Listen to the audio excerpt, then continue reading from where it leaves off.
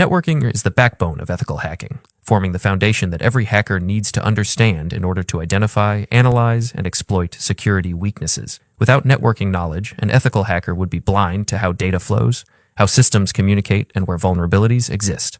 Networking plays a role in every phase of ethical hacking, from reconnaissance to exploitation and reporting. Networking matters in ethical hacking because it allows hackers to understand the IT infrastructure they are testing. A network is like the nervous system of an organization, interconnecting devices, applications, and users.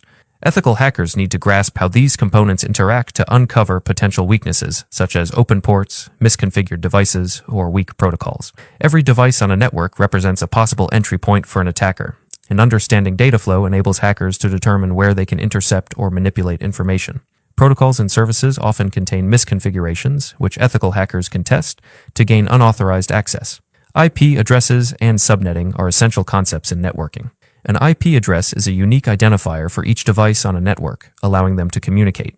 IPv4, such as 192.168.1.1, and IPv6, such as this address, are two common addressing schemes.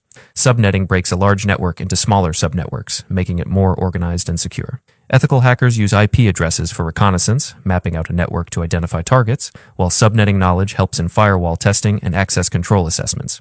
The MAC address, or Media Access Control Address, is a unique hardware identifier assigned to a device's network interface. It operates on the data link layer of the OSI model. Ethical hackers use MAC spoofing techniques to change their MAC addresses and bypass certain network access controls, which can be useful in penetration testing scenarios. Protocols define how data is transmitted over networks. TCP, Transmission Control Protocol, ensures reliable, connection-oriented communication, while UDP, User Datagram Protocol, prioritizes speed over reliability. HTTP and HTTPS manage web traffic, with HTTPS adding encryption for security.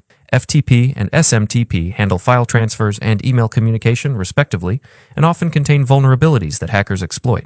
SSH provides secure remote access by encrypting communications. Ethical hackers scan networks for open TCP/UDP ports to discover active services and test for vulnerabilities, and protocol analysis helps them identify weak configurations. The OSI, Open Systems Interconnection, model structures networking into 7 layers: physical, data link, network, transport, session, presentation, and application.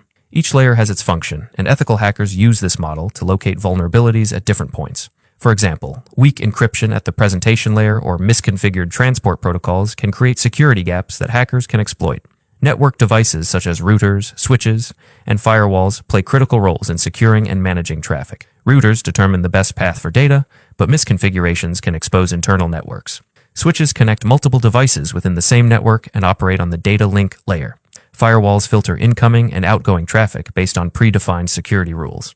Ethical hackers test firewall configurations to check for weaknesses and analyze traffic through routers and switches to locate potential attack points.